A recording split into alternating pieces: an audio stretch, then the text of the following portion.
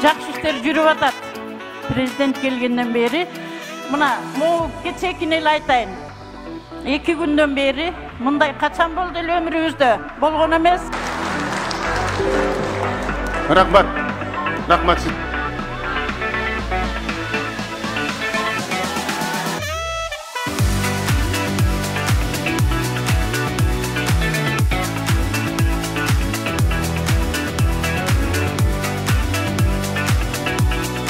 Бизге президенттик башкаруу болбойт экен.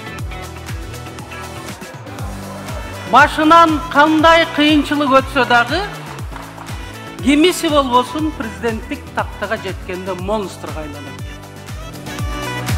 Ошону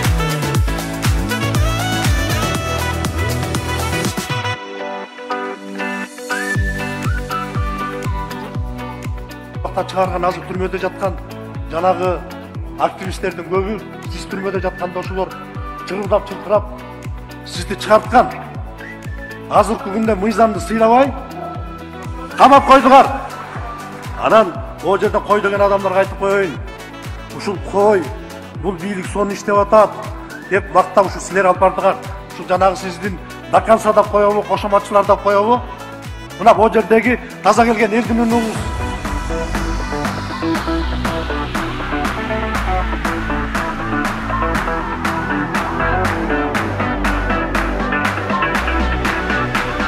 Шыршов келгенде айткан, ага тозып алып башынан сылап туруп, эми иште жасайбер, Максимдин 200 миллион долларын алып келип берем дедилер. Ошол келдиби? Келсе кайсы счетко түштү? Кимдин счетуна түштү? Ошого да бир суроо берели.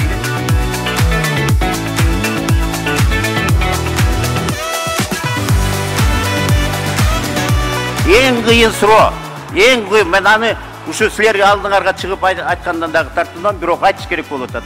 Эмне үчүн бул айтылыш керек болуп атат? Кимдин апалары тирүү?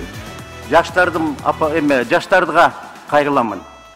Кимдин апалары болсо, кечээинки жогорку кеңеште айтылган сөздү энеңди дегенгечи кандай баа бериш керек болчу? Ал ошондо ошол айтып аткан киши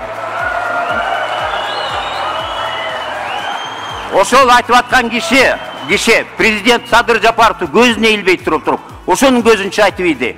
Алды айткан эметкенде дагы ошол жана трибуна, ошол элдин трибунасы, ошол трибунадан элге кайрыла турган сөздөрдү айтып иди. Ошон үчүн ошого дагы Рахмат. 3 мүнөт боюнча кабыл алган чечимди аткаралы туугандар.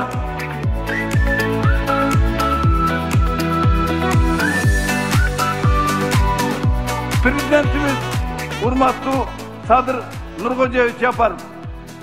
Бер карасаңыз, Siz спортсмен карасайсам, siz компьютер ойнап отырсыз, Кечирип коесуз. Сиздин сөздөрдү жазып отурам.